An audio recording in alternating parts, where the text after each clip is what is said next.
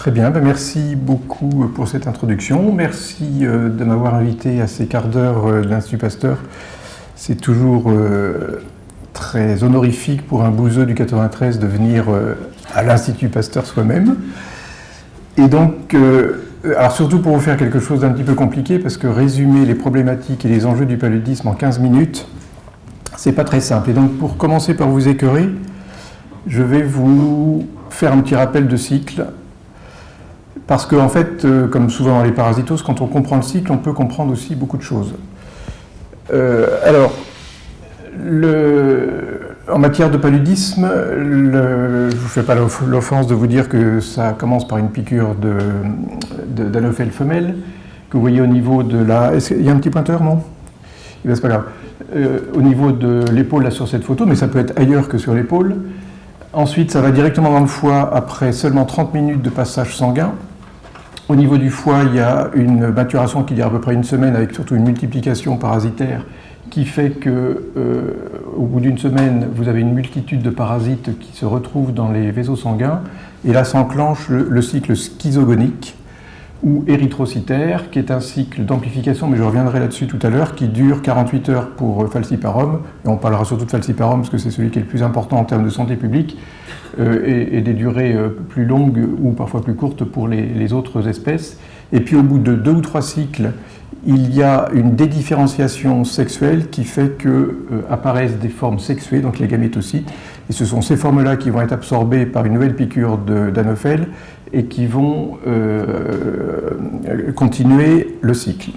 Alors, il y a quelques étapes qui sont importantes en clinique et en physiopathologie et qui peuvent être des sujets de recherche en soi. La première étape importante, c'est l'éclatement du globule rouge bourré de parasites qui libère tout un système de cascade de cytokines et qui entraîne de la fièvre, avec cette caractéristique clinique essentielle que la fièvre évolue par pic, puisque cet éclatement des schizontes n'est pas permanent, c'est donc au bout de 48 heures, même si ce n'est pas aussi synchronisé que ça.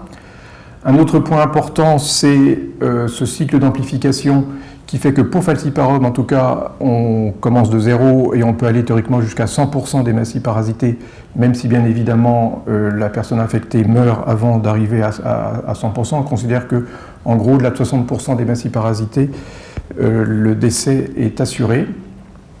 Une particularité qui touche particulièrement les pays en développement, qui est l'adhésion placentaire, avec ce rôle très très particulier de filtre que représente le placenta sur les hématies parasitées et toute la gravité du paludisme chez la grossesse.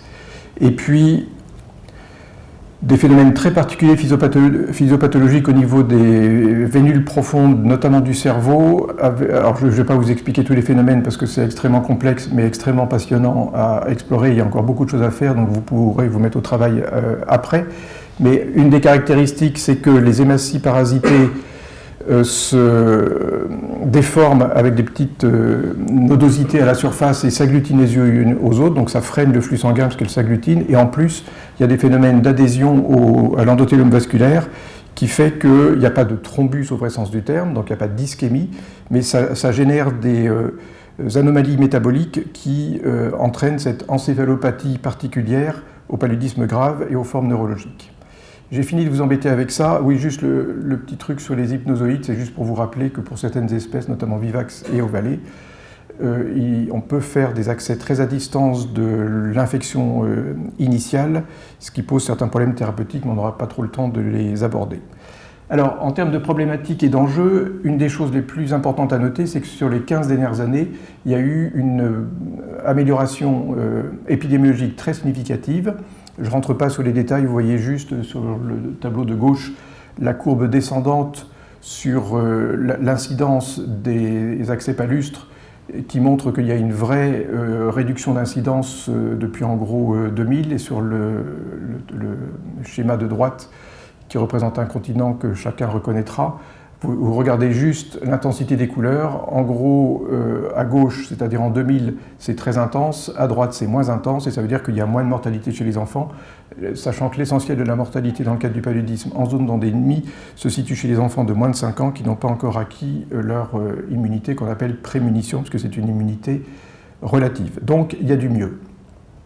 Ce mieux, il est lié à plusieurs phénomènes. Un des phénomènes sont des campagnes massives de distribution de moustiquaires imprégnés, même si le mot massif n'est pas tout à fait approprié parce que ça ne se fait pas aussi bien que ce qu'on pourrait imaginer.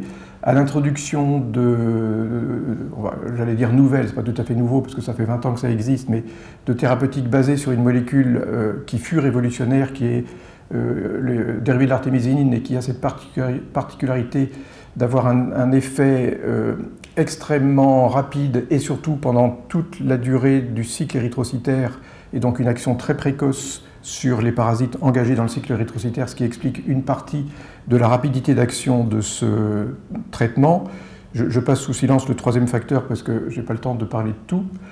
Une autre révolution a été la mise à disposition des tests de diagnostic rapide, beaucoup plus simples que le classique frottis-goutte-épaisse et surtout pas dépendant de la compétence et de l'aspect logistique et technique du frottis goutte-épaisse, avec comme objectif que le diagnostic se fasse le plus précocement possible, puisque des études avaient montré que 80% des enfants qui mouraient de paludisme mouraient avant même d'avoir eu accès à un centre de santé. Donc l'objectif, c'était de mettre ces TDR à proximité des villageois, donc dans les communautés, et grâce à ce qu'on appelle des relais communautaires, qui sont en général des femmes qui ont été choisies par la population, formées assez rapidement, à faire un test rapide et à distribuer le traitement. La petite particularité, même si c'est un sujet qui est un petit peu débattu, c'est qu'en 2000, on comptait des fièvres comme étant des cas de paludisme, et en 2015, qui est un petit peu l'année de référence, on compte des vrais paludismes puisque les tests rapides ont quand même pas mal diffusé, ce qui veut dire que cette amélioration dont je vous parle, elle est réelle et elle est indiscutable, mais elle est peut-être moins massive, moins importante que ce que les chiffres de l'OMS, qui a tout intérêt à montrer que ça marche bien, nous montrent. Mais je ne voudrais pas trop m'engager là-dessus parce que y a des auteurs qui contestent les chiffres, d'autres qui disent que malgré tout c'est bon, et enfin bref, on ne va pas trancher ça ici. Pour que tout ça, ça marche, il faut que les systèmes de santé soient robustes. Et ça, c'est le gros problème des programmes verticaux, comme Rollback Malaria, qui a été créé en 1999. C'est que si le système de santé globalement ne fonctionne pas, ou fonctionne mal, eh bien, les médicaments du programme national n'iront pas à destination et les tests rapides non plus. Deuxième clé de cette amélioration, c'est cette mise à disposition de cette molécule d'artémisinine dont je vous ai parlé. Alors je vous ai raconté un peu ses spécificités, cette demi-vie très courte, cette action extrêmement rapide par ce phénomène dont je vous ai parlé d'action tout au long du cycle parasitaire. Mais il faut absolument adjoindre à cette molécule d'action rapide une molécule d'action plus lente, pour avoir un effet suffisant pour obtenir l'éradication parasitaire. Et donc ça a généré tout un tas d'associations, soit des associations fixes, donc ce qu'on appelle des combis ou des STR, soit des associations libres, mais je n'ai pas le temps de rentrer dans les détails. Alors ce beau rêve de voir l'amélioration franche de cette épidémiologie survenir avec des perspectives de contrôle, voire dans certaines zones d'éradication, a commencé à s'effriter quand en 2016 puis en 2017, on a vu la courbe commencer à s'inverser, notamment sur l'incidence des cas de paludisme, même si en termes de mortalité, l'inversion était moins nette. Alors pourquoi cet effritement ? C'est toujours très très difficile d'analyser, d'autant qu'on n'a quand même pas un recul énorme. Une des causes, c'est que alors que le financement de ce programme Rollback Malaria, comme vous voyez sur cette courbe, a été quand même exponentiel et est devenu très important, même si je reviendrai sur cet aspect très important, puisqu'en fait il y a une sous-dépense qui est très interrogeante. Mais en 2015, ça a été un petit peu la charnière avec une diminution relative, mais une diminution des financements. Or, comme vous pouvez l'imaginer, au début, quand on a une endémie qui galope à tour de bras, si je puis dire, c'est assez facile de gagner du terrain. Dès qu'on a gagné du terrain, plus on veut gagner encore, et plus ça demande d'efforts, et plus au contraire, il faudrait augmenter les financements, ce qui n'est donc pas le cas. Deuxième problème, même si on ne peut pas considérer qu'actuellement ce soit un phénomène absolument majeur et qui n'explique probablement pas, mais je suis prudent sur cette petite résurgence qui a l'air de se confirmer, c'est l'émergence précoce de la résistance à l'artémisinine. Alors, j'ouvre une toute petite parenthèse. Quand l'artémisinine a émergé, on nous l'a présenté, y compris par des paludologues de renom qui avaient une très grosse expérience, comme une molécule quasi magique, et avec une association avec une autre molécule de demi-Villong qui empêcherait la résistance. Et ce qui est assez étonnant, c'est que l'année même de la mise à disposition de l'artémisinine, enfin j'entends en termes de santé publique, c'est-à-dire largement, l'année même sont apparues les premières résistances à l'artémisinine. Ce qui veut bien dire que la résistance est un phénomène naturel, comme vous savez, on ne fait que sélectionner des mutations de résistance et qui est inéluctable. Alors, tout ça génère une réflexion sur les stratégies. Et en gros, il y a deux grands profils épidémiologiques. Il y a l'Afrique subsaharienne et puis le reste, et notamment l'Asie. En Asie, on est dans une situation très particulière. C'est là où émerge toujours la résistance et la multirésistance pour des raisons qui n'ont jamais été très claires, où l'endémicité a le plus reculé, et où ne subsistent maintenant que des foyers très circonscrits qu'on connaît bien, où parfois la transmission peut être assez intense, mais qui sont très limités, avec une perspective d'élimination qui est possible. Et là, il pourrait y avoir un changement de pied en termes de stratégie, mais c'est un changement de pied qui pose des soucis, et ce qui fait que l'OMS est encore un petit peu réticente. Certains auteurs ont franchi ce pas en faisant notamment cette étude au Myanmar que je vous présente là, mais il pourrait y en avoir d'autres, où ils ont pris le parti de se dire on est à une période clé où si on fait des traitements de masse systématiques, on pourrait arriver à couper tellement la transmission que dans le foyer bien circonscrit où vive la population, on pourrait arriver à une quasi-pré-élimination de la transmission de paludisme. L'enjeu, évidemment, là, c'est que si on fait des traitements de masse, comme vous savez, le risque, c'est de majorer la résistance et de faire capoter le programme à cause de l'amplification de la résistance.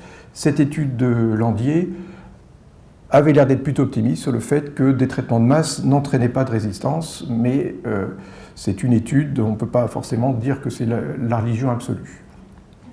Alors, je vous cite, j'ai pris cette étude-là, mais j'aurais pu en prendre une autre, juste pour vous montrer qu'en termes de recherche et en termes d'imagination, il faut en avoir, parce que cette étude a utilisé le fait que l'ivermectine, que vous connaissez comme antiparasitaire, notamment sur les helminthes intestinaux, a une action aussi antivectorielle et notamment anti-anophèle, et ils ont imaginé, ce qui est quand même assez puissant en termes de réflexion, que quand on traite un patient pour un accès palustre et quand on l'a sous la main, si en plus on lui donne une dose d'ivermectine, avec cet effet possible sur les anophèles, on pourrait contribuer doublement à couper la chaîne de transmission, d'abord en arrêtant le flux de parasites prélevables par les anophèles, et en plus en nuisant directement aux anophèles par un effet toxique directement sur l'anophèle.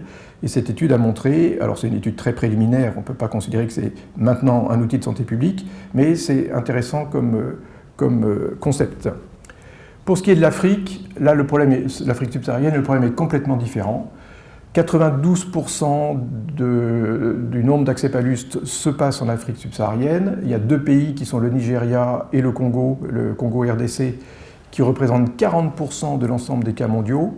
Donc le problème du paludisme en termes de masse de santé publique, c'est l'Afrique subsaharienne, et là on n'est pas du tout dans la même problématique qu'en Asie. Les stratégies OMS, elles sont mal appliquées. Pour vous donner quelques exemples, un tiers de la population à risque, malgré les distributions massives de moustiquaires imprégnés, n'en ont toujours pas.